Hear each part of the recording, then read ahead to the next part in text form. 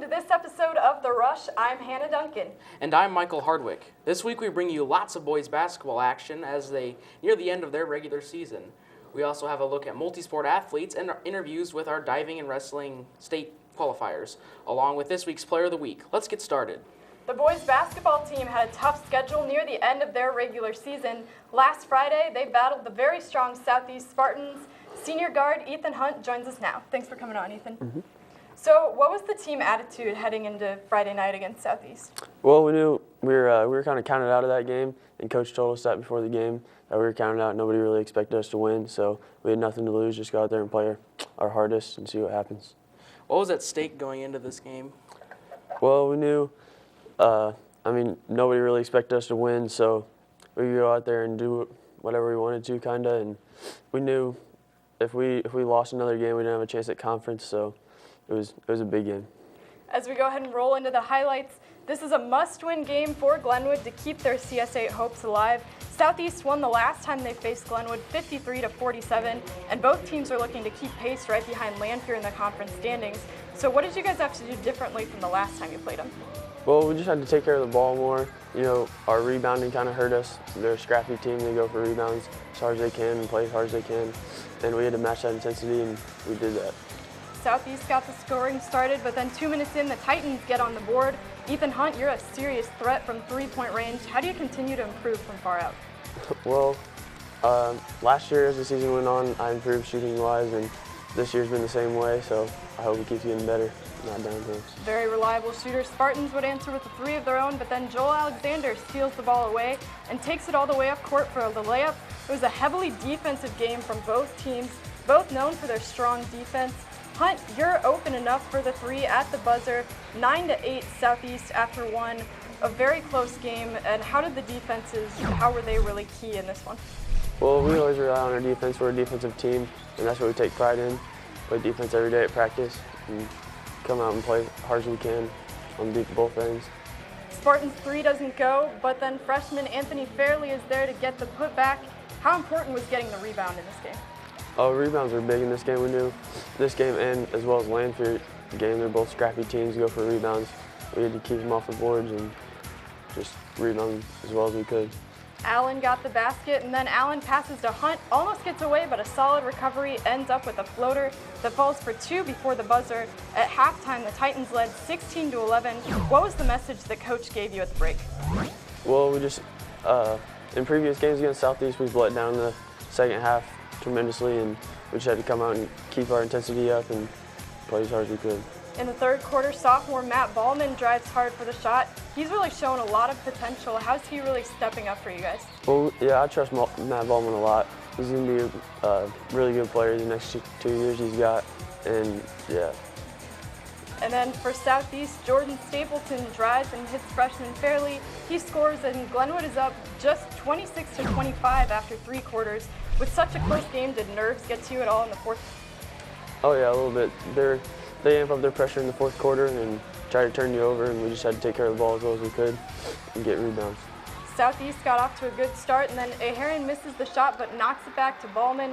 He'll put it in. You said a great player, and he's really going to step up and be big later on for the Titans. Then Williams gets it to Hughes. The pull-up jumper is good on the baseline, and it's tied up at 33. What was going through your mind at this point in the game?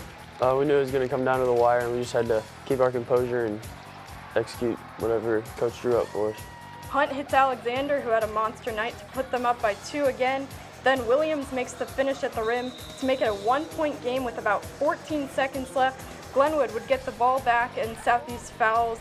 13.3 seconds left, and Matt Ballman sinks both free throws to give the Titans a three-point lead.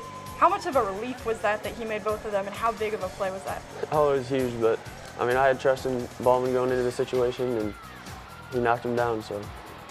The Spartans would try for a three to tie it, but it bounces out, and then they can't get the shot for two either. A scramble for the ball as time will run out, and Glenwood would win. Everyone getting really pumped up here. What was the feeling at this point? Oh, it was crazy. It was a great feeling knowing we had a chance to go and knock off Lanphier and have a chance for the conference title, share it. A great win for Glenwood as they win with a final score of 38-35 over Southeast. Parker Allen would score 14 points for Glenwood, leading them, and Matt Ballman would get 8 points and the 2 key free throws as well. This highlight is brought to you by Wheel Fast in Chatham, and now it's time for some post-game interviews. Big win for us coming in here. Southeast we knew it was going to be tough. It was 2 teams that really guard each other. Our kids, I told them before the game, I said, we got to play 4 quarters. I don't want to come after the game and talk about playing 2, and, we left 1 out there. But our kids came out and played 4 strong quarters. We had a lot of turnovers, but they played pretty good defense. And, just credit to our kids, and we just fought through a lot of problems we had today. Tonight with the offense. Those are things you can control, but we didn't tonight. But Matt Ballman hit 2 big ones at the end, and we talk about big shots and big stops, and we hit 2 big free throws at the end and got a big stop there at the end. So. Well, we missed a few free throws at the beginning, but then we got good stops and played good defense, and we gave our free throw shooters more chances and got enough edge to seal it. We knew that we had to have a lead going into the 4th quarter, unless they're just going to hold the ball for 5 minutes in the 4th quarter. So we knew we had to play well the first 3 quarters and definitely close in the 4th quarter. All season we pride ourselves on playing defense, and this really shows that we held Southeast 35 points. We're going to win the next 2 and hopefully get a chance at conference. How did this game give you confidence going into your next game against Lanphier? Oh, it gave us a lot of confidence. It made us realize we could beat anybody going into the Lanphier game. That was big. As Michael said, with the win against the Spartans, Glenwood looked to keep up the momentum as they headed on to Lanphier on Tuesday. As we go ahead and roll into the highlights, lots at stake in this game. If Glenwood wins, they're tied with the Lions for first place in the CS8, and if Lanphier wins, then they win the CS8 outright. Xavier Bishop is always anticipated as the biggest threat. How did you guys try to hold it back? Oh, we just executed the game plan that we always have, is chase him and make other people hurt us and not him. Parker Allen would start off the scoring for Glenwood, and he would get the first 4 points of the game, 2 shots, the second with the jumper there, to get Glenwood off to an early lead of 4-0. But then just like that, Bishop would show what he's made of with 2 threes, that one in transition, to put Lanphier up 6-4. Mostly Allen and Bishop going back and forth early in this game. Allen again will bring it to the hoop with the shot at the buzzer to bring Glenwood closer, but Lanphier still led 13-9 after 1 quarter. How did the team have to try to bring up the energy in the second game? Well, we knew Lanphier was going to get after us on defense and try to turn us over, so we basically just had to take care of the ball and make sure we got all the rebounds we could. Getting the rebounds, but also getting the shots to fall. Hunt, you drained the 3 to put the Titans up 14-13, and you've been very consistent from deep range. And then Allen's shot is no good, but he gets his own rebound and redeems himself as Glenwood takes the lead 18-17. Very back and forth game, close here. Matt Ballman passes to Carson Heron, who knocks it right away to Ryan Hembrough. He tosses it up and in, and Glenwood has a 1-point lead at halftime with a score of 20-19. Still anyone's game. Then Cardell McGee hauls in the basket and retakes the lead for the Lions, 21-20. Then the Lions' shot is short. Hunt recovers, and you take it to Heron, who rolls it in for 2 for Glenwood, as it's just really back and forth, and the Titans led 22-21. How do you guys have to play these games when it's just back and forth? Well, we just have to control the pace and not let them get sped up and turn us over. As long as we don't turn it over, we should be good. Then Hunt, you take it in the paint yourself for 2. Glenwood leads 24-23, and the game really stays close, back and forth. Hunt, you throw a long pass to Alexander. It's blocked, but Joel gets it right back, hands it off to a Heron, who passes it back to Alexander. Then the shot will bounce off, but eventually it'll finally find Jabarius Smith. Smith will get the shot to fall and tie the game at 30. There were some other crazy plays like that in the game. So how did the defense really save the game, even when the shots weren't falling for the offense? Oh yeah, it was just hustle plays and getting after it, getting as many offensive rebounds. We beat them on the boards, which was a big help to our win. Bishop with another 3, but then Hunt, you'll get a 3 from the top of the key, and then from the wing, put Glenwood back on top, 37-35. That's the score after 3 quarters. How did you guys try to come out strong with the lead in the 4th quarter? Well, we know sometimes we let down in the 4th quarter, turning over the ball and taking bad shots. We just had to make sure we took good shots and took care of the ball. Hunt again for 2 as Glenwood seems to have built up some energy, and they have a 5-point lead, 41-36. Lanphier wouldn't go away, even though Glenwood seemed to be eaten. Allen pushes his way to the basket. The shot just barely rolls in, almost seems like slow motion, and Glenwood maintains a 5-point lead with the score 45-40 now. And the Lions seem to be lacking some energy, and Titans really took advantage to widen their lead here. Alexander dishes it to Heron. The shot gets the friendly bounce off the backboard to go in, and Glenwood's lead is up to 9, 51-42 with under 2 minutes to go. Then Bishop adds a couple last-minute points for Lanphier, but their effort is too little too late as the Titans get the inbound, and they'll hold on to the ball until time expires. How did it feel as time was running out? Was it still kind of a surreal experience to you? Oh yeah, for sure. We knew that nobody expected us to come in there and win, so it was a great feeling. Glenwood with a great big win over Lanphier. The final score of 54-48 for Glenwood. Parker Allen would post a double-double with 20 points and 11 rebounds. And Hunt, you would step up also for Glenwood with 16 points. This highlight is brought to you by Kreckles. Now time for some post-game interviews. Told the kids at halftime we have to have patience, but there's a fine line there. If you get back on your heels, they're up in you, but you got to be aggressive. But I thought we attacked when we needed to attack and gave the ball up when we needed to. But we turned the ball over here and there, but you're going 2 against those guys. So just a great team effort tonight. Ethan is superb. I tell you, with that ball in his hands and breaking the press, and Ethan's just feeling it right now from the shooting aspect to just carrying us, and he's just an all-around great player. We told the kids again, these last 2 or 3 games, you got to rebound if you're going to be in the game. And like I said, kids just played hard. They played for one another, and just a great win for us. Yeah, we had to tighten up our game. We had to limit the turnovers, stuff like that. We had to defend really well. We had to lock down Xavier. I think we did a pretty good job of all that. I think people underestimate us because we don't have any athletes. We're not real quick or anything. We just play strong and we defend.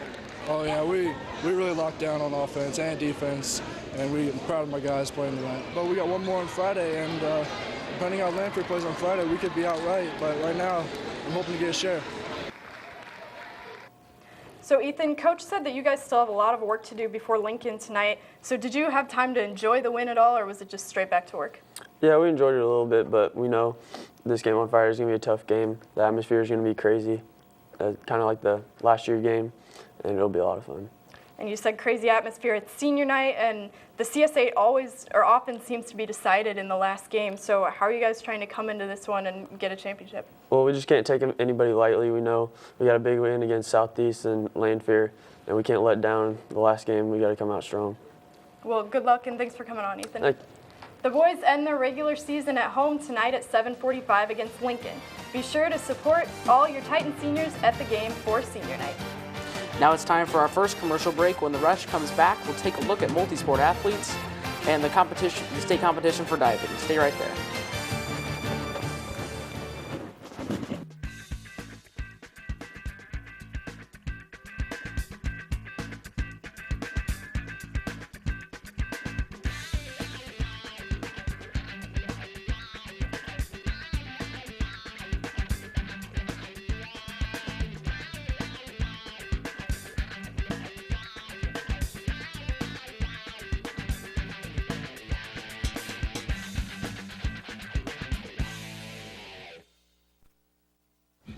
I am never getting married.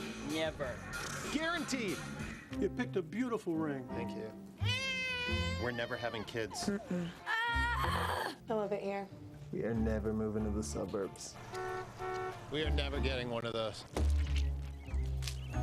We're never having another kid. I'm pregnant. I'm never letting go. For all the nevers in life, talk to State Farm agent Steve Bedford in Chatham. State Farm is there.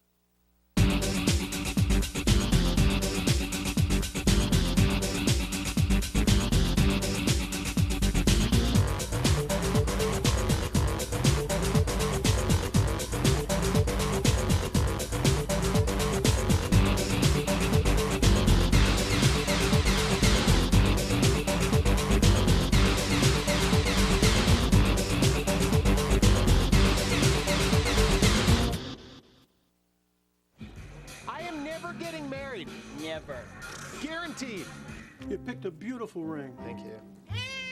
We're never having kids. I love it here. We are never moving to the suburbs. We are never getting one of those. We're never having another kid. I'm pregnant. I'm never letting go. For all the nevers in life, talk to State Farm agent Steve Bedford in Chatham. State Farm is there. Welcome back to The Rush. Our own Zach Alio was able to catch up with junior Brandon Hay to talk about the process of playing multiple sports.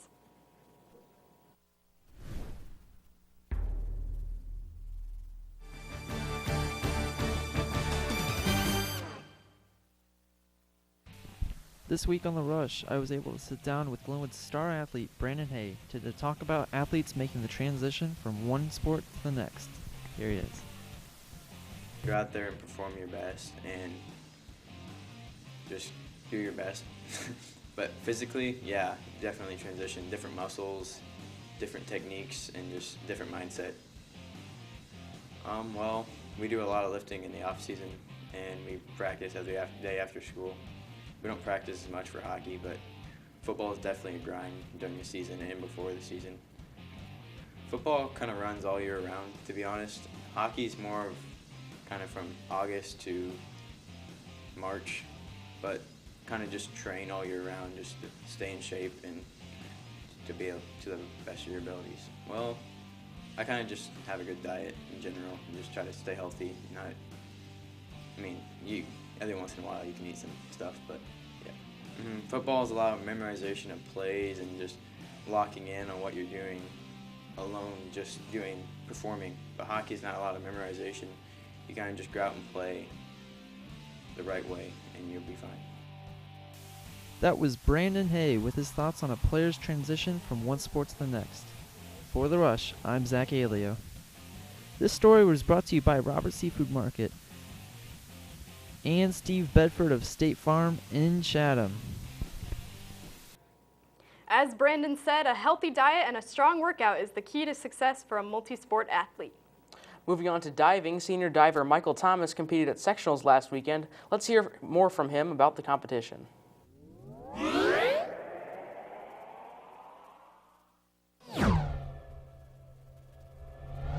It felt really good because, I worked really hard last year and I didn't make it, but this year worked even harder and I was able to make it.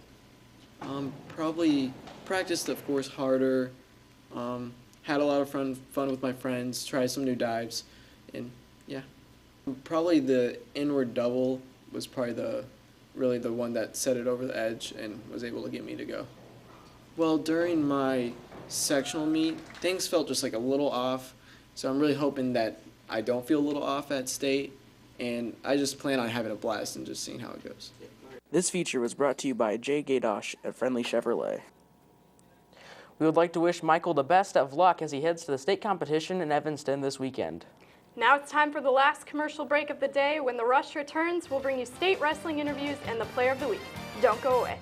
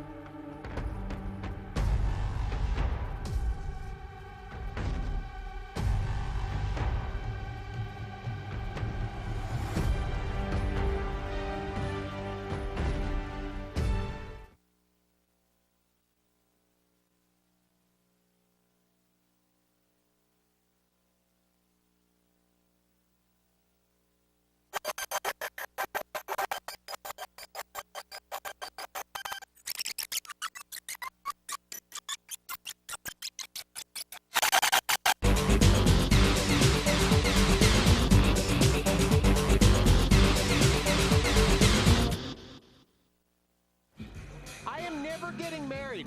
Never. Guaranteed. You picked a beautiful ring. Thank you. We're never having kids. I love it here. We are never moving to the suburbs. We are never getting one of those. We're never having another kid. I'm pregnant. I'm never letting go. For all the nevers in life, talk to State Farm agent Steve Bedford in Chatham. State Farm is there. Welcome back to The Rush. The wrestlers had individual state competitions in Champaign last week. We have more now with the qualifiers Hunter Crumley, Will Putnam, and Garrick Walker about the event.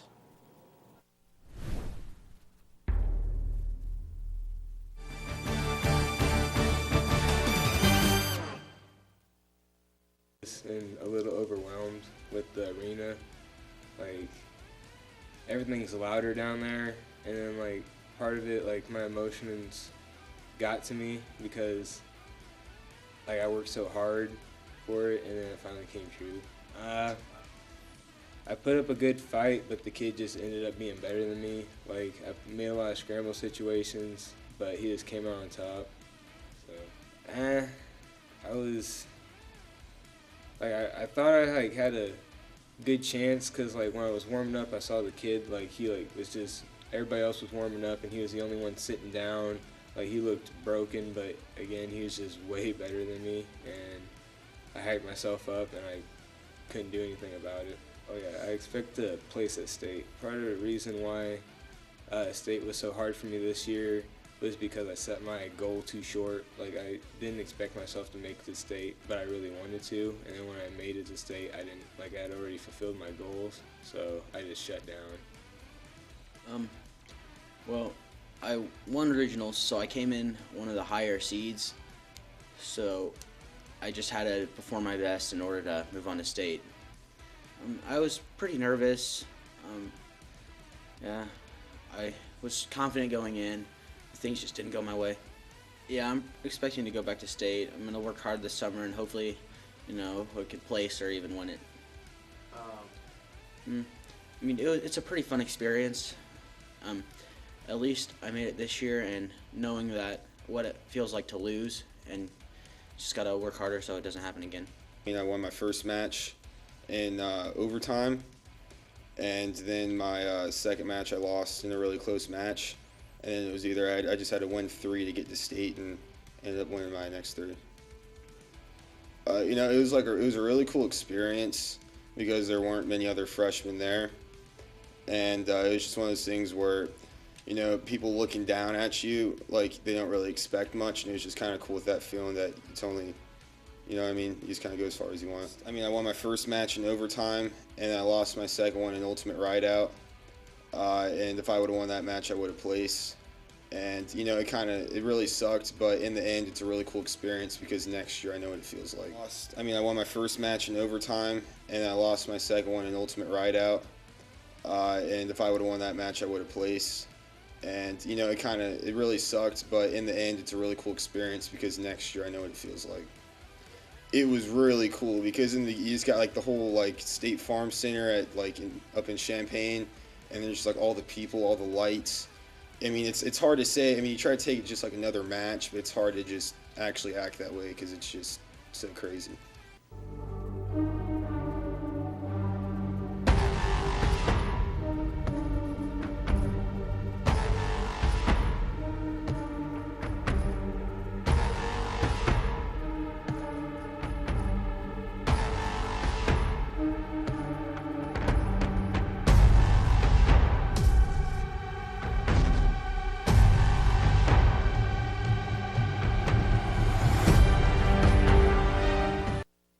We'd like to congratulate the wrestlers on another great season, and especially with all the young talent, we can't wait to see them back at it next year. Now it's time for this edition of Player of the Week. Paul Gigante has more with this girls basketball player.